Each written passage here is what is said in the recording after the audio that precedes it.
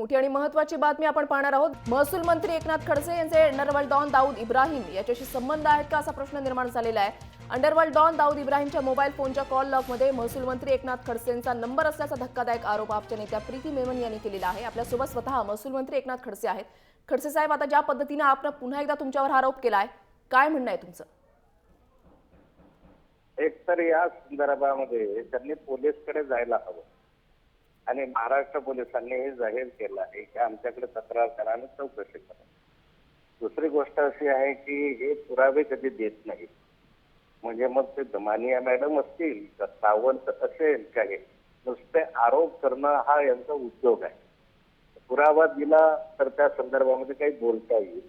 माझ्याकडे ज्यावेळेस एक महिन्यापूर्वी गुजरातच्या पेपरनं बातमी आली, त्यावेळेसच मी आमच्या स्थानिक पोलिसांकडे या संदर्भातली माझा नंबर आहे तेव्हा खात्री करा असं सांगितलं। हा नंबर आयडिया कंपनीचा आहे, जवळपास 1 वर्ष झाले हा नंबर जवळपास बंद असल्यासारखा आहे, स्विच ऑफ असतो। त्याच्या माध्यमातून कंपनीकडे पत्रव्यवहार पोलिसांनी केला, जळगाव पोलिसांनी। कंपनीने आयडिया कंपनीने लेखी स्वरूपामध्ये लिहून दिलेलं आहे की या नंबरवरून एकही इंटरनॅशनल कॉल केला नाही, ना इंटरनॅशनल कॉल आला नाही। आता हे माझ्याकडे जे आहेत ते मी पाठवलेलं आहे।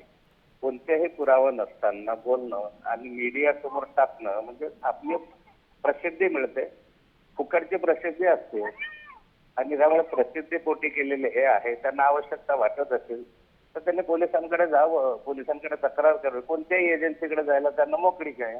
मात्र खडसे साहेब, तुमच्याकडून असा दावा करण्यात आलेला होता की हा नंबर जो आहे तो बंद आहे 2 वर्षांपासून। मात्र आता आपण एक पुराव्यासकडे समोर आणलेला आहे की गेल्या 3-4 महिन्यांपासून असं बिलिंगचं जे बिल आहे ते पेड केलं जात आहे। बिल तर देणाऱ्यांना बंद असलं तरी त्याला बिल इंटरनेटचं वगैरे येतच राहतं आणि येतं त्यांना येतं। पहिली गोष्ट आहे, कंपनीने हे लिहून दिलं की एकही इंटरनॅशनल कॉल आलेला नाही किंवा याच्यावरून केलेला नाही, हे लेखी स्वरूपात आयडिया कंपनीने मला कळवलेलं आहे।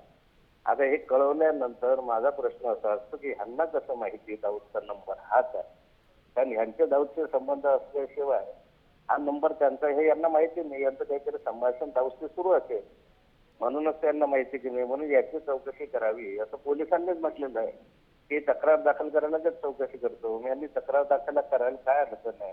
4 दिवस झाले दमानिया बाई आपल्या मॅडम त्यांना आणि सावंत यांना 4 दिवस झाले पुरावे मागतोय। त्या गाड्यांचे पुरावे द्या, मर्सडीजचे पुरावे द्या, विदेशी बनावटीची गाडी आहे त्याचे पुरावे द्या, त्या मूल्यांकनाच्या संदर्भामध्ये 500 कोटीचं आहे का ती पुरावे, 8 कोटीची प्रॉपर्टी अजूनही आहे, रेकॉर्डला आहे, गव्हर्नमेंटला आमचं एजन्सी आहे, आमच्या सरकारने प्रसिद्ध केलेलं आहे।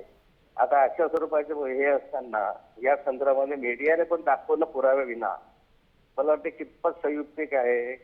आणि त्यासाठी कालच यांच्यावर अब्रू नुकसानीच्या संदर्भामधलं डिफॉर्मेशनची एक नोटीस पाठवलेली आहे। त्यामुळे यांनी आवश्यकता भासली तर पोलिसांकडे जावं, सीबीआय कडे जावं, आणखी कोणती एजन्सी असली। खडसे साहेब, तुम्ही आपच्या आणि प्रीती मेनन यांच्या विरोधामध्ये कारवाई करण्याची काही भूमिका घेणार आहात का? मी या सर्वांवर अब्रू नुकसानीचे दावे आधीच दाखल करण्याचं जाहीर केलेलं आहे। माझं उलट म्हणणं आहे की तुम्ही का असं करतात पुराव्याविषयी?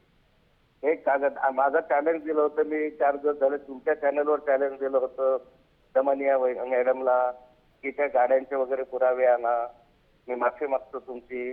का नाही आणले? 4 दिवस झाले मुदत होऊन, आत्ता देतो पुरावे, का नाही आले पुरावे? त्या सावंत साहेबांनी मी म्हटलं होतं पुरावा आणा, 1 मिनिटात मी राजीनामा देतो। का पुरावा देत नाही की 950 500 कोटीची जमीन आणि 150 कोटीची जमीन आहे? जमीन 8 कोटीची लेखी स्वरूपात माझ्याकडे नाही खडसे साहेब, या संदर्भात तुमची सुद्धा भूमिका असावी यासाठी आम्हाला महत्त्वाचं वाटतं की तुमची प्रतिक्रिया या सर्व प्रकरणावर जाणून घ्यावी। मात्र असं का होतंय वारंवार की राष्ट्रवादी काँग्रेस आणि आपकडून तुमच्यावर वारंवार अशा पद्धतीने आरोप केले जात आहेत? असं आहे, नाथाभूत कठोर माणूस आणि कडक माणूस आहे।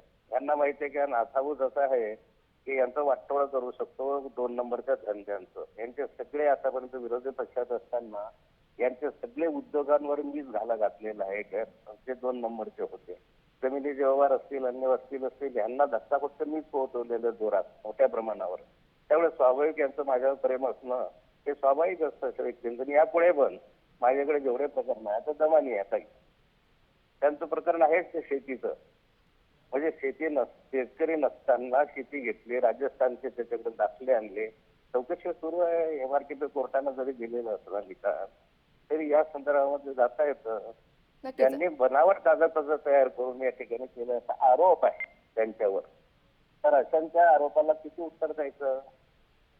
नाही खडसे साहेब त्यामुळे या या प्रकरणी ज्या संदर्भामध्ये प्रीती त्यांनी मेनन यांनी पोलिसांकडे किंवा अन्य एजन्सीकडे जावं, अन्य महाराष्ट्रातल्या नव्हे तर देशातल्या जावं आणि त्यांनी सांगावं.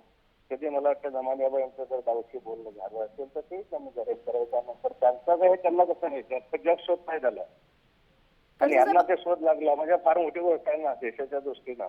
मदतच होईल दाऊदला शोधायला. त्यामुळे यांना माझी विनंती आहे की देशातल्या कोणत्याही एजन्सीकडे जाऊन तक्रार करा. सत्य समोर येईल. जय हिंद, जय महाराष्ट्र. नक्कीच खडसे साहेब एक शेवटचा प्रश्न कृपया करून ठेवू नका, कारण या ठिकाणी आपण अशी मागणी केलेली आहे की तुम्ही जोपर्यंत महसूल मंत्री असेपर्यंत, तुम्ही एक मंत्री असेपर्यंत या संपूर्ण प्रकरणाची चौकशी जी आहे ती होऊ शकणार नाही.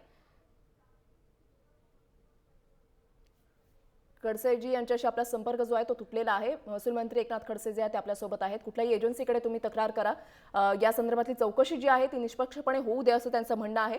मात्र महत्त्वाची बातमी आणि मोठी बातमी आताच्या घडीची आपण पाहताय. आपण असं म्हटलेलं आहे की महसूल मंत्री एकनाथ खडसे हे जोपर्यंत मंत्रिपदावर आहे तोपर्यंत या संपूर्ण प्रकरणाची निष्पक्षपणे चौकशी होऊ शकत नाही. त्याच्यामुळे त्यांनी राजीनामा द्यावा अशी मागणी आपकडून करण्यात आलेली आहे. मात्र खडसेंना हे जे अनेक फोन आलेले आहेत दाऊद इब्राहिम यांच्या नंबरवरून, त्या या संदर्भात जे आहे ते आरोप जे आहेत ते खडसेंनी या प्रकरणी फेटाळलेले आहेत. महत्त्वाची आणि मोठी बातमी आपण पाहताय.